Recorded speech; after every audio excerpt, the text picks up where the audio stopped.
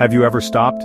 Perhaps while untangling a string of festive lights or listening to a familiar carol to ask a simple question? We celebrate the birth of Jesus Christ on December 25th every year. It is a date fixed in our calendars, our cultures, our hearts. But what if I told you that this date, as cherished as it is almost certainly not the actual day Jesus was born? This isn't a trick question, nor is it meant to diminish the joy of the season. Instead, it is an invitation. It is an invitation to look a little closer at the story we think we know so well, to peel back the layers of tradition, and to discover something richer, something more historically grounded, and perhaps something even more meaningful about the coming of the King into our world. This exploration is not about spoiling a holiday, far from it. You might be thinking, what's the big deal? We've celebrated on December 25th for centuries. Why stir the pot now? It's a fair question. In one sense, the specific date is secondary to the event itself. We celebrate the fact of the incarnation, not the date on the calendar. And yet I believe that asking about the historical reality of Jesus' birth matters profoundly for our faith today. It matters because it reminds us that Christianity is not a myth or a philosophy. It is a faith grounded in history. God did not send a vague idea or a set of principles into the world. He sent his Son into a specific place, at a specific time. To begin our investigation, we must turn to the primary source, the biblical text itself. The Gospel of Luke provides the most detailed account of the circumstances surrounding Jesus' birth. Setting aside our preconceived images of snow-covered stables for a moment, Luke chapter 2 verses 1 through 8 says, "And it came to pass in those days that a decree went out from Caesar Augustus that all the world should be registered. This census first took place while Quirinius was governing Syria. So all went to be registered, everyone to his own city. Joseph also went up from Galilee out of the city of Nazareth into Judea, to the city of David, which is called Bethlehem, because he was of the house and lineage of David, to be registered with Mary, his betrothed wife, who was with child." The passage continues with the familiar details. "So it was, that while they were there, the days were completed for her to be delivered. And she brought forth her firstborn son, and wrapped him in swaddling cloths, and laid him in a manger, because there was no room for them in the inn. Now there were in the same country shepherds living out in the fields, keeping watch over their flock by night."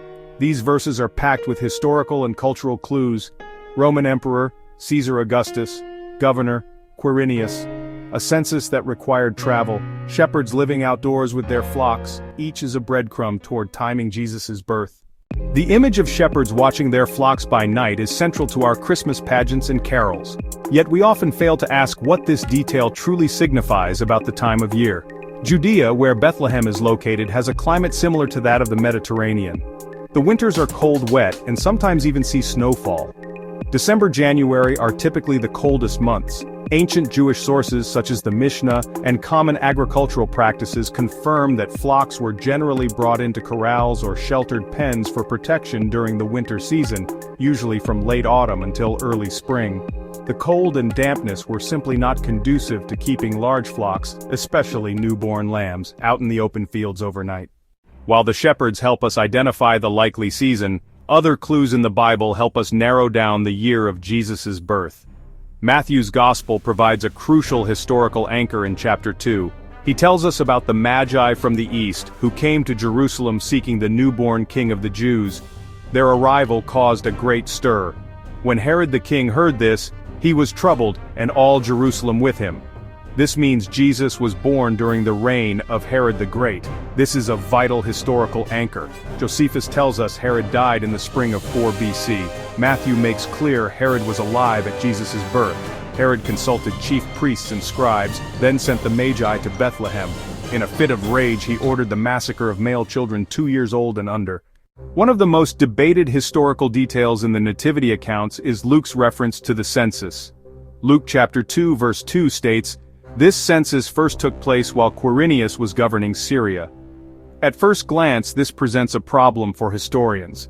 The well-documented famous census under Quirinius, which Josephus records, occurred in 6 AD. That date is long after Herod the Great had died. Some critics therefore dismiss Luke's account as historically inaccurate. But a deeper look at the language and historical possibilities suggests Luke may be more precise than critics think. The key may lie in the Greek wording.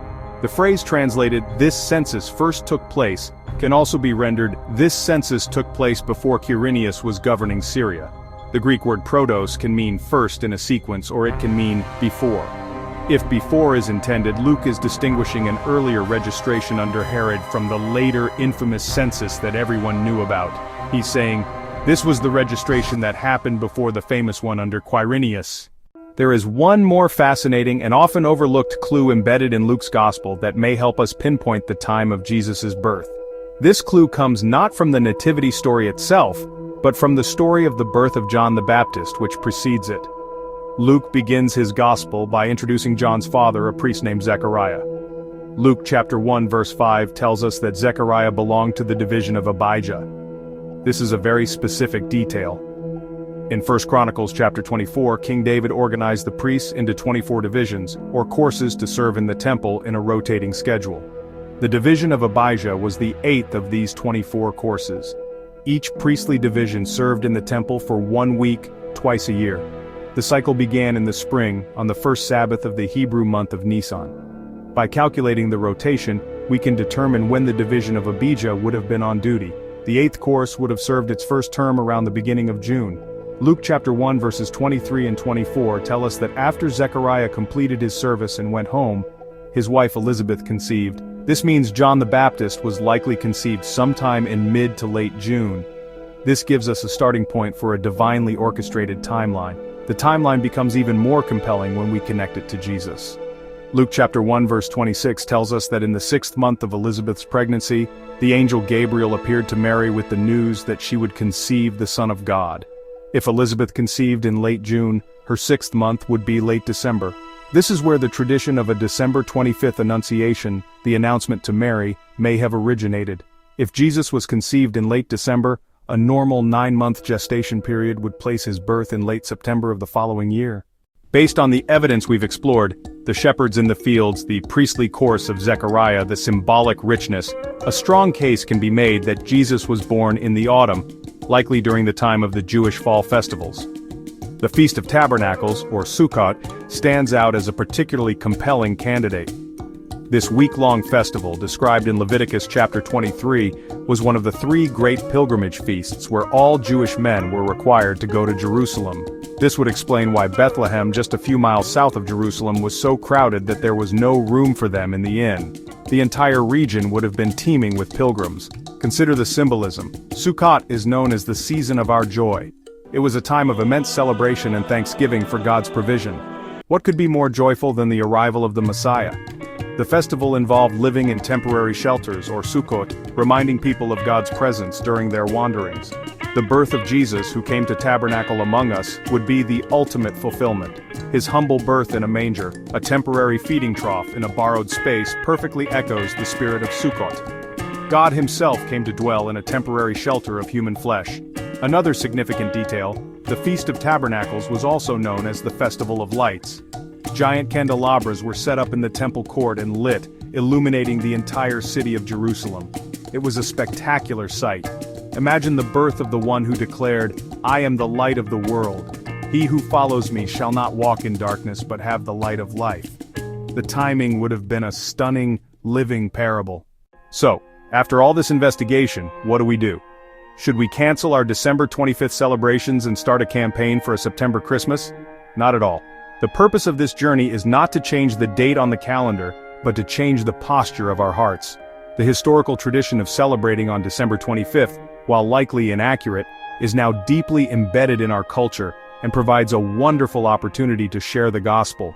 The key is to celebrate with understanding, recognizing that we are marking an event, not a precise anniversary. We can use the traditional date as a chance to tell the richer, more historically grounded story. The practical application for our faith is to live in kingdom time. This means recognizing that God's work in the world operates on a timetable far grander than our own.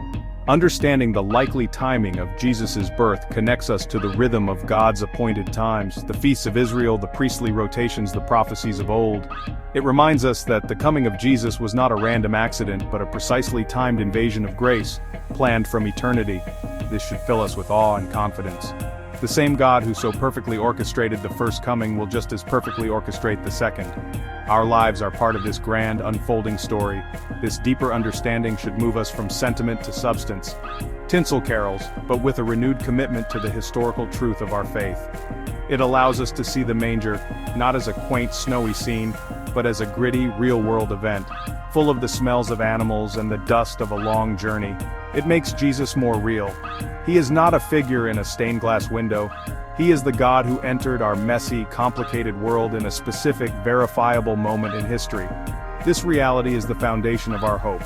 I invite you to continue this exploration. Don't simply take my word for it. Dig into the scriptures for yourself. The truth of the incarnation is more wonderful and more profound than any tradition. By seeking it out, we don't lose the magic of Christmas. We discover the power of the Christ who came to dwell among us at just the right time.